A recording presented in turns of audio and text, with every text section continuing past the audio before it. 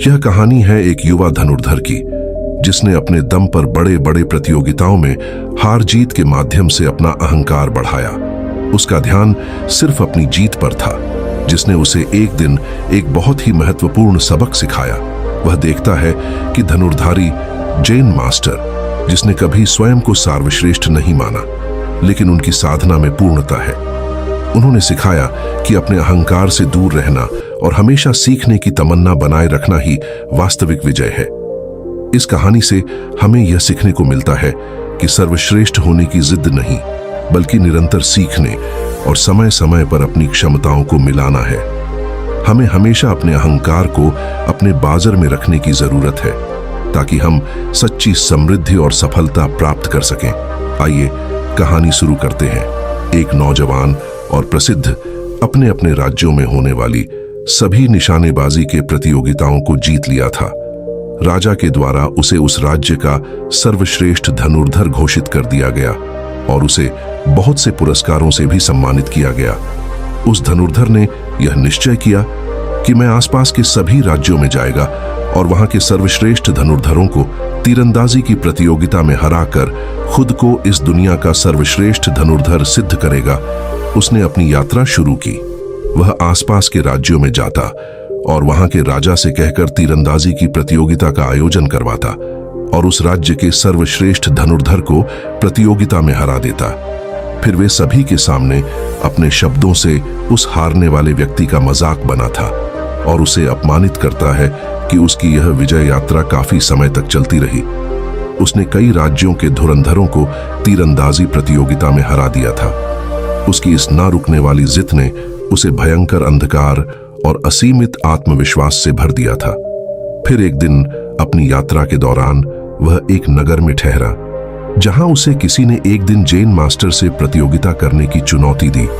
वह सुबह सुबह ही पहाड़ियों के बीच स्थित जैन मास्टर के आश्रम में पहुंच गया, जो कि बहुत ही बूढ़े हो चुके थे और अपने आश्रम में बच्चों को जैन परंपरा और तीरंदाजी की शिक्षाएं दिया करते थे। जैन मास्टर के आश्रम से बहुत अच्छे और कुशल धनुर्धर धनुर्विद्या सीखकर निकल चुके थे और मास्टर भी अपने निशानेबाजी के लिए अपने आसपास के क्षेत्र में काफी प्रसिद्ध थी। लेकिन उन्होंने कभी भी सार्वजनिक रूप से अपनी धनुर्विद्या का प्रदर्शन नहीं किया था और ना ही कभी किसी प्रतियोगिता में भाग लिया था। आश्रम के द्वार पर खड़े होकर उस जवान तीरंदाज ने अपनी अपनी दृष्टि आवाज में चिल्लाकर कहा, जैन मास्टर, अगर तुम खुद को इतना ही बड़ा धनुर्धर समझते हो तो मुझसे मुकाबला करो और मुझे हरा कर दिखाओ। उसकी भयंकर आवाज सुनकर आश्रम के सारे शिष्य वह इकट्ठा हो गए और कुछ देर बाद जैन मास्टर वहां आ गए।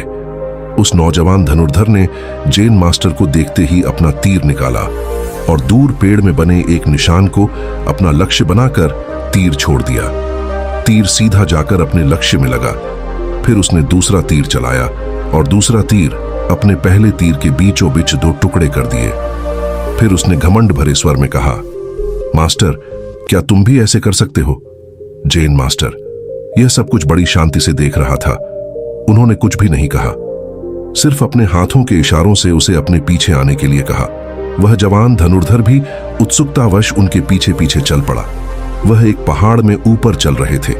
चलते चलते वह पहाड़ के शिखर पर पहुंच गए, जहां पर एक बहुत बड़ी चट्टान थी और उसके नीचे एक बहुत ही गहरी खाई थी। वह चट्टान के आखिरी में एक छोटा सा पत्थर निकला हुआ था, जिस पर केवल एक ही पैर रखने की जगह थी और नीचे भयंकर खाई। जैन मास्टर ने बड़ी ही सरलता से उस छोटे से पत्थर पर अपना एक पैर रखा और उसी एक पैर के सहारे पर खड़े होकर दूर दिख रहे एक पेड़ के तने पर तीर चलाया।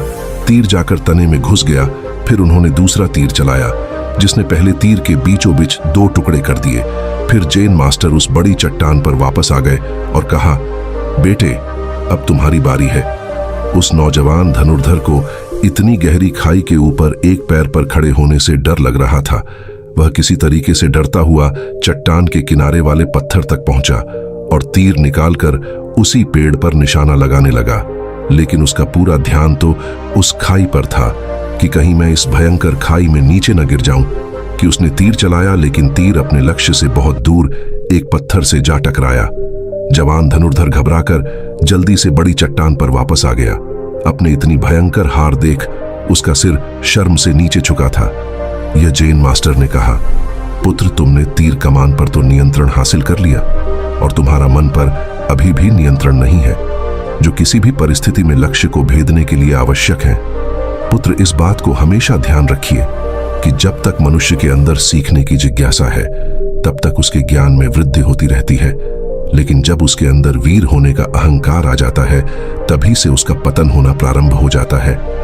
तुमने बिना पूरी दुनिया देखे ही खुद को विश्व का सर्वश्रेष्ठ धनुर्धर मान लिया, जबकि सच्चाई तो यह है कि इस दुनिया में कोई भी सर्वश्रेष्ठ हो ही नहीं सकता, क्योंकि जो एक परिस्थिति में खुद को सर्वश्रेष्ठ मानता है, हो सकता है कि परिस्थिति बदलते ही कोई दूसरा किसी बड़ी आसानी से पछाड़ दे। इसीलिए सर्वश्रेष्ठ होने का घमंड उसे हटा दो और नई चीजें सीखने के लिए हमेशा अपना दिमाग खुला और जागरूक रखो। वह जवान धनुर्धर जैन मास्टर की बात समझ चुका था। उसे एहसास हो गया कि उसका धनुर्विद्या का ज्ञान बस अनुकूल परिस्थितियों में ही कारगर है और अभी तो उसे बहुत कुछ सीखना बाकी है। उसने तुरंत ही अपने अहंकार के लिए जैन मास्टर से क्षमा मांगी और हमेशा ही एक शिष्य की तरह सीखने और अपने ज्ञान पर घमंड न करने का वचन दिया। दोस्तों, इस कहानी से हम 3 चीजें सीख सकते हैं। पहली, कि हमें कभी भी अपने किसी कला या काबिलियत पर घमंड नहीं करना चाहिए, क्योंकि कोई ना कोई ऐसा जरूर होगा जो उस काम में हमसे भी कई गुना अच्छा होगा। क्योंकि जब एक घमंडी व्यक्ति हारता है तो उसे भयंकर अपमान का सामना करना पड़ता है और वह लोगों के बीच हंसी का पात्र बनकर रह जाता है। अपने आप पर विश्वास और घमंड इन दोनों के बीच है। यह बहुत ही पतली सिलाई होती है। जब कोई इंसान यह कहे कि मैं भी यह कर सकता हूं, तो यह आत्मविश्वास है, और जब कोई यह कहे कि सिर्फ मैं ही यह कर सकता हूं, तो यह अहंकार है। दूसरी सीख, जब हम अपने ज्ञान से संतुष्ट होकर सीखना बंद कर देते हैं, तभी से हमारी प्रगति होने बंद हो जाती है। इसीलिए खुद को समय के साथ बदलते रहो और नई चीजें सीखने रहो। तीसरी और सबसे महत्वपूर्ण सीख, अगर कोई अंदर से शांत और स्थिर है तो वह असंभव दिखने वाले काम को भी बड़ी आसानी से कर सकता है। दोस्तों, आपने आज के इस वीडियो से क्या सीखा, वह मुझे आप कमेंट में बता सकते हैं। इसी के साथ में उम्मीद है कि आपको आज की वीडियो पसंद आई होगी, तो इस वीडियो को उस इंसान को शेयर करें जिससे यह कहानी सुनने की जरूरत है, और उसी के ठीक बाद चैनल को सब्सक्राइब करें। तो चलिए फिर मिलते हैं ऐसी एक और नई वीडियो में एक नए मैसेज के साथ। तब तक के लिए अपना ख्याल रखें।